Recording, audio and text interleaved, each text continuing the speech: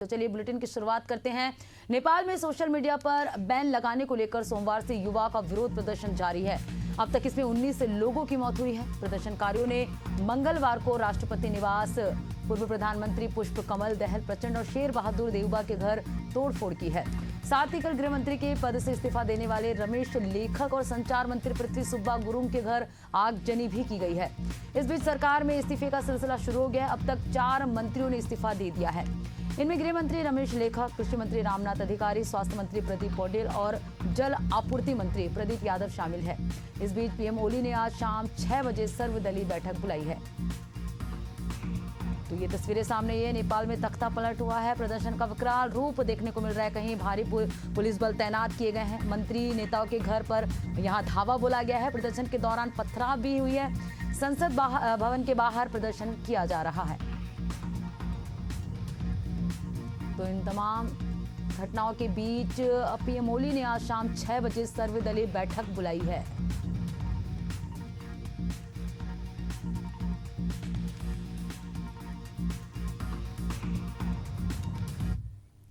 और चलिए इस बीच रायबरेली से बड़ी खबर सामने आ रही है। नेता प्रतिपक्ष राहुल गांधी का 2 दिवसीय दौरा 10 और 11 सितंबर को रायबरेली के दौरे पर राहुल गांधी रहेंगे। हरचंदपुर विधानसभा के बूथ स्तरीय कार्यकर्ताओं के साथ बैठक करेंगे।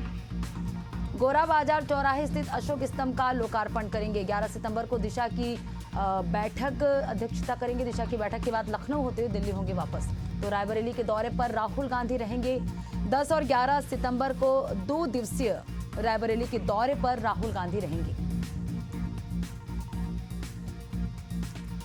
तो हरचंदपुर विधानसभा की बूथ स्तरीय कार्यकर्ताओं के साथ राहुल गांधी बैठक करेंगे। गोरा बाजार चौराहे स्थित अशोक स्तंभ का लोकार्पण करेंगे। 11 सितंबर को दिशा की बैठक की राहुल गांधी अध्यक्षता करेंगे। तो 2 दिवसीय रायबरेली दौरे पर राहुल गांधी पहुंचेंगे।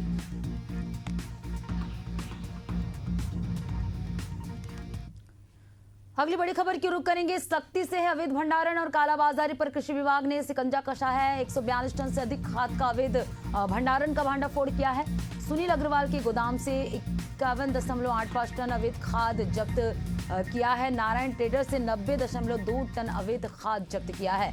नारायण ट्रेडर्स और सुनील अग्रवाल का गोदाम सील किया गया। महंगे दामों पर किसानों को बेचने की थी तैयारी। कृषि विभाग ने नोटिस जारी कर 7 दिन में जवाब तलब किया है। तो अवैध भंडारण और कालाबाजारी पर कृषि विभाग ने यहां शिकंजा कसा है। सख्ती से तस्वीरें सामने आई है जहां अवैध भंडारण पर कृषि विभाग ने शिकंजा कसा है। तो सख्ती से बड़ी खबर आपको बता रहे हैं जहां अवैध भंडारण और कालाबाजारी को लेकर कृषि विभाग ने शिकंजा कसा है। नारायण ट्रेडर्स पर यहां पर जो है शिकंजा कसा है।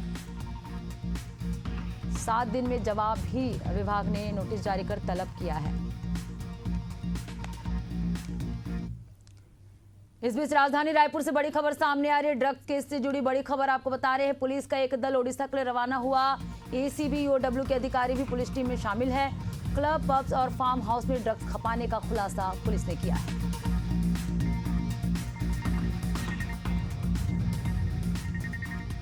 राजधानी रायपुर से बड़ी खबर आपको बता रहे हैं जहां पुलिस का बड़ा एक्शन सामने आया है। ड्रग्स केस से जुड़ी ये बड़ी अपडेट आपको दे रहे हैं। पुलिस का बड़ा एक्शन सामने आया है। दरअसल पुलिस का एक दल उड़ीसा के लिए रवाना हुआ है।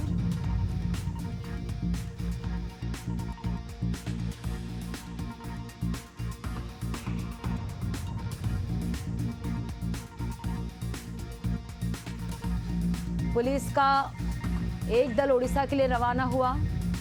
एसीबी ईओडब्ल्यू के अधिकारी भी पुलिस टीम में शामिल है। क्लब, पब्स और फार्म हाउस में ड्रग्स खपाने का खुलासा यहां पर पुलिस ने किया है।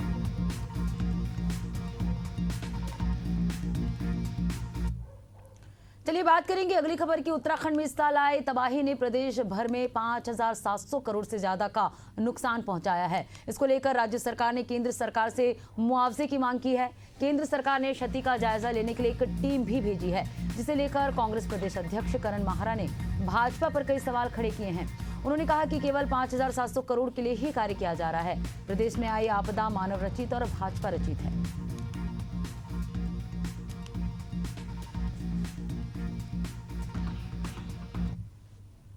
देखिए, आपदा हर साल आ रही है। पुराने घाव नहीं भरे।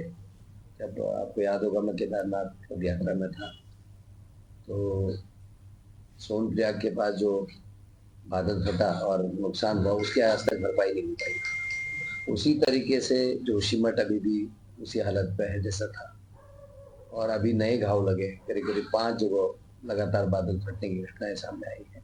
उसके अलावा कपकोट, भराड़ी, खातीगांव, इन गांव में भी बहुत दिक्कतें आई।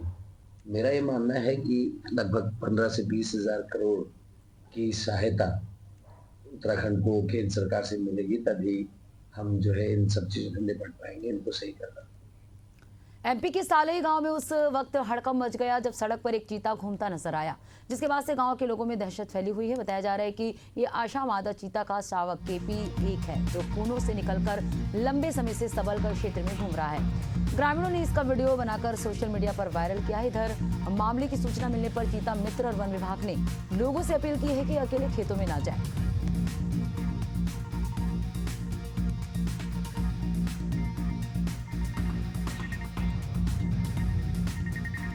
तो क्षेत्र में चीता नजर आने से लोगों में दहशत का माहौल है। वन विभाग ने लोगों से अपील की है कि खेतों में ना जाए।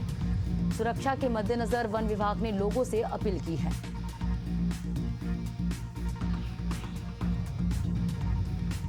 तो चीता दिखने से लोगों में दहशत का माहौल है। सबलगढ़ से तस्वीरें सामने, जहां सालई गांव में सड़क पर चीता नजर आया। खबर एमपी के बैरसिया जिले से, जहां नदी में बही 13 वर्षीय नाबालिग का शव 30 घंटे बाद घटनास्थल से करीब 2 किलोमीटर दूर मिला है। मामले की सूचना मिलने पर बैरसिया विधायक घटनास्थल का जायजा लेने पहुंचे। दरअसल मासूम अपने दादा के साथ पितरों का तर्पण करने के लिए गई हुई थी, तभी नहाते समय नदी के तेज बहाव में बहने लगी। उसे बचाने के चलते बच्ची के दादा भी नदी में बह गए। बुजुर्ग का शव हादसे वाले दिन ही 3 घंटे के अंदर बरामद कर लिया गया था, लेकिन बच्ची का कोई पता नहीं चला। लगातार रेस्क्यू अभियान चलाया गया, जिसके 30 घंटे बाद बच्ची का शव बरामद किया।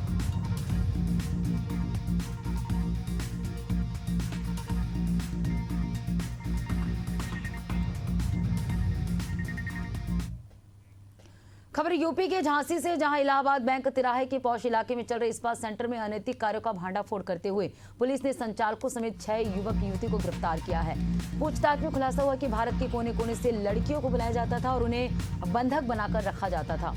हैरानी की बात तो ये है कि ये सब नवाबाद थाने से चंद कदमों की दूरी पर चल रहा था और पुलिस को इसकी भनक भी नहीं थी।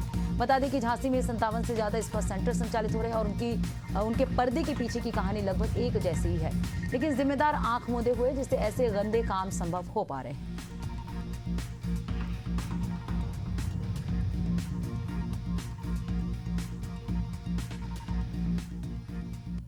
अवगत कराना है कि वरिष्ठ पुलिस अधीक्षक झांसी के निर्देशन में अवैध स्पा सेंटर एवं हुक्का बार पर कड़ी कार्रवाई की जा रही है।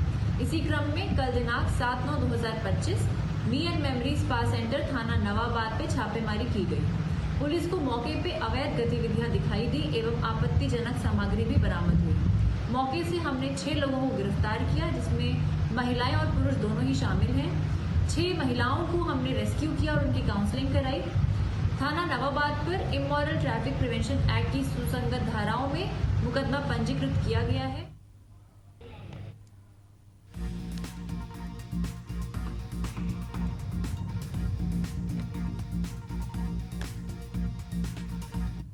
हरदोई संडीला के बेगमगंज गांव में प्रदेश स्तरीय टीम ने समर्थ उत्तर प्रदेश विकसित उत्तर प्रदेश 2047 अभियान को सफल बनाने के लिए THR प्लांट और प्लास्टिक प्रबंधन यूनिट का निरीक्षण किया। इस मौके पर SDM, खंड शिक्षा अधिकारी और BDO भी मौजूद रहे। निरीक्षण के बाद टीम ने ग्राम पंचायत बेगमगंज के पंचायत भवन में स्थानीय प्रबुद्ध जनों से विकास यात्रा पर चर्चा की और सुझाव मांगे। टीम ने शिक्षा, जीवन स्तर और बच्चों की पढ़ाई के बारे में जानकारी ली, साथ ही महिला स्वयं सहायता समूह की प्रगति पर भी चर्चा की।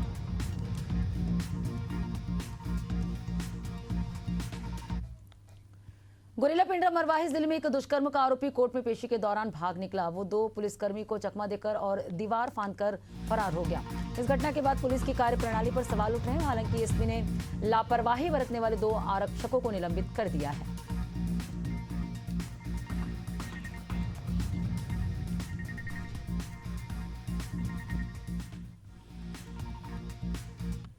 जी, अभी भसकुरा का रहने वाला है। कल उसको हम लोग रिमांड पर न्यायालय में पेश किए हुए थे। रिमांड मिलने के बाद में वो हमारी टीम को चकमा दे करके वहाँ से न्यायालय से ही फरार हो गया। हम लोग उसकी सरगर्मी से तलाश कर रहे हैं और कुछ सीसीटीवी फुटेज भी हम लोग को मिले हुए हैं और हम लोग इसको जल्दी से गिरफ्तार करने का प्रयास भी कर रहे हैं। गुलशन नाम का आरोपी है जो एक शादी का झांसा दे करके पीड़िता के खिलाफ दुष्कर्म का अपराध किया हुआ था। इसमें जो आरोपी है उसकी तलाश की जा रही है और दोषी पुलिसकर्मी है उनके खिलाफ भी कार्रवाई की जा रही है। राष्ट्रीय राजमार्ग NH 309 पर पिरूद मदार और टांडा के बीच बने डिवाइडर में लाइट और रिफ्लेक्टर नहीं होने के कारण लगातार हादसे हो रहे हैं। रात के अंधेरे में वाहन चालकों को ये भी नहीं पता चल पाता कि सामने डिवाइडर है, जिससे आए दिन दुर्घटनाएं हो रही हैं। बढ़ती घटनाओं को देखते हुए ब्लॉक प्रमुख और उप प्रमुख ने अपने समर्थकों के साथ पिरू मदारा NH पर प्रदर्शन किया। उन्होंने प्रशासन से तत्काल डिवाइडर पर लाइटिंग सिस्टम और रिफ्लेक्टर लाइट लगाने की मांग की।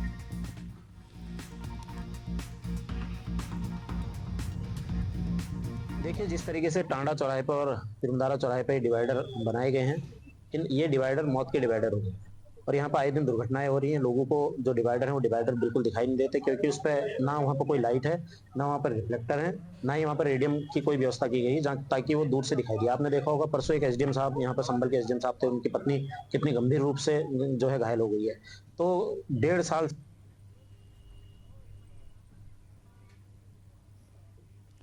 और इधर उत्तर प्रदेश की राजधानी लखनऊ में पुलिस ने बड़ी कार्रवाई करते हुए नकली गुटखा बनाने वाले गिरोह का पर्दाफाश किया। साथ ही पुलिस ने छापेमारी कर 2 युवकों को गिरफ्तार भी किया।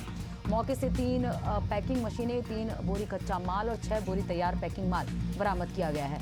फिलहाल आरोपी से पूछताछ की जा रही है, जिससे गिरोह के अन्य लोगों का भी पता लगाया जा सके।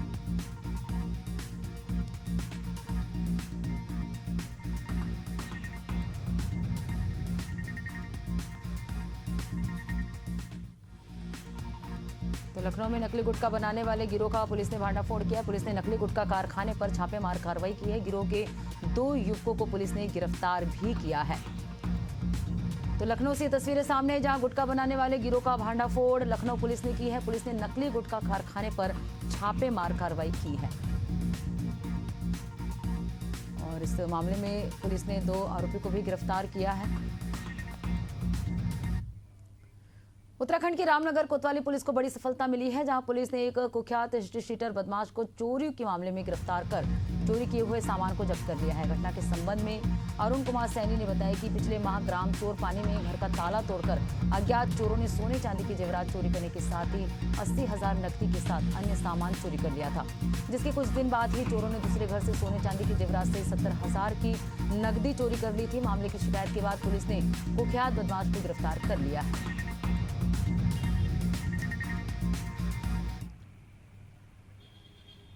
रामनगर थाना क्षेत्र में 2 नकद देने की घटना हुई थी। तुरंत पुलिस द्वारा अभियोग पंजीकृत कर इस संबंध में विवेचना की गई और विवेचना के दौरान एक अभियुक्त जो थाना भोजपुर का शीटर है, जिसका नाम नसीम है, जिसके विरुद्ध पहले से ही 9 मुकदमे दर्ज है।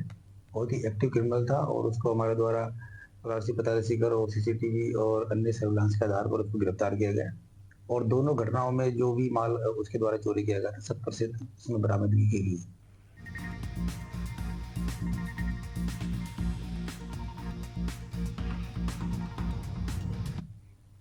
खबर MP के शाहजहांपुर से, जहां आवारा कुत्तों का आतंक बढ़ता जा रहा है। बीते सोमवार को जिला अस्पताल में कुत्तों के काटने के 8 से ज्यादा मामले सामने आए हैं, जिनमें बच्चे, बुजुर्ग, युवा और महिलाएं शामिल हैं। अस्पताल के आंकड़ों के अनुसार इस साल अब तक सैकड़ों मामले सामने आ चुके हैं। नगर पालिका ने 17 लाख रुपए खर्च कर 1000 कुत्तों की नसबंदी भी करवाई थी। बावजूद हालात जस के तस बने हुए।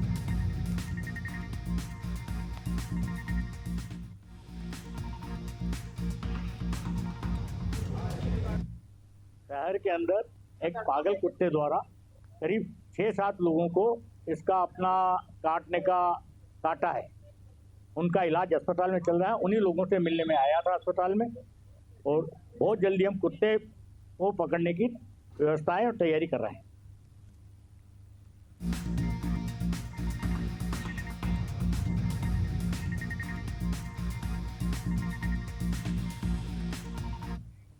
आगरमालवा जिले की सुसनेर नगर से बड़ी खबर सामने आ रही, जहां व्यस्ततम चौराहे पर दिन दहाड़े कई युवक पर फायरिंग की गई। इस घटना में एक युवक गंभीर रूप से घायल हो गया। घटना के बाद घायल को सिविल अस्पताल से जिला अस्पताल रेफर किया गया। बताया जा रहा है कि मामला आपसी विवाद से जुड़ा हुआ है। वहीं इस मामले में पुलिस ने 4 युवकों पर मामला दर्ज कर आरोपियों की तलाश शुरू कर दी।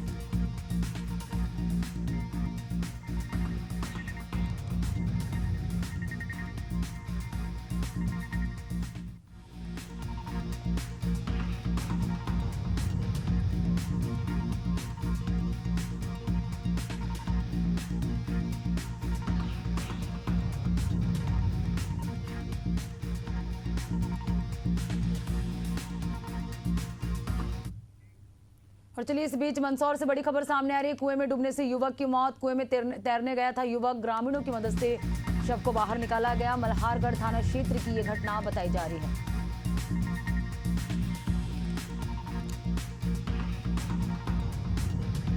तो कुएं में एक युवक का शव मिला है। मंदसौर से बड़ी खबर आपको बता रहे हैं, जहां मल्हारगढ़ थाना क्षेत्र की ये घटना है। कुएं में डूबने से युवक की मौत हो गई है। दरअसल कुएं में तैरने गया था युवक और इस दौरान डूबने से मौत हो गई है। इस बीच राजधानी रायपुर से बड़ी खबर सामने आ रही। कैबिनेट बैठक पर दीपक बैज का बयान। कहा 2 साल से कैबिनेट बैठक बेअसर रही है। किसानों को डीएपी यूरिया नहीं, युवा को रोजगार नहीं। क्या मितानिन और अटेंडेंट कर्मचारियों को नियमित किया जाएगा? तो आज साई कैबिनेट की बैठक होनी है और बैठक को लेकर कांग्रेस प्रदेश अध्यक्ष दीपक बैज का बयान सामने आया है। बड़ी और अहम जानकारी आपको दे रहे हैं। कैबिनेट बैठक पर दीपक बैज का बयान सामने आया है। कहा 2 साल से कैबिनेट बैठकें जो है बेअसर रही हैं। किसानों को डीएपी यूरिया नहीं, युवा को रोजगार नहीं।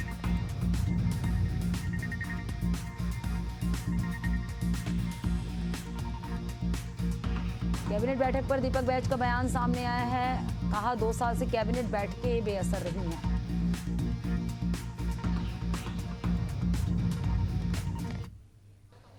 देखिए, अभी तक तो बैठक 2 साल से बैठकें होते आ रहा है, कोई निर्णय तो हुआ नहीं। क्या उम्मीद किया जाए? किसानों के लिए डीएपी तो मिला नहीं, यूरिया भी नहीं मिला, युवाओं के लिए रोजगार नहीं है और कर्मचारी सड़कों पर है। क्या इस कैबिनेट के मीटिंग में मोदी गारंटी के नाम से सरकार ने जो वादा किया था उन कर्मचारियों के लिए, मितानिन और एनएचएम कर्मचारियों के लिए, उनकी रेगुलर की घोषणा करेगी क्या? जो आज पूरी स्वास्थ्य व्यवस्था बदहाल हो चुकी है। आज का पेपर में आप देखेंगे, न्यूज़पेपर में, तो कल ड्राइवर 108 का ड्राइवर, एम्बुलेंस का ड्राइवर डिलीवरी कराया। ये हालत है हमारी प्रदेश में।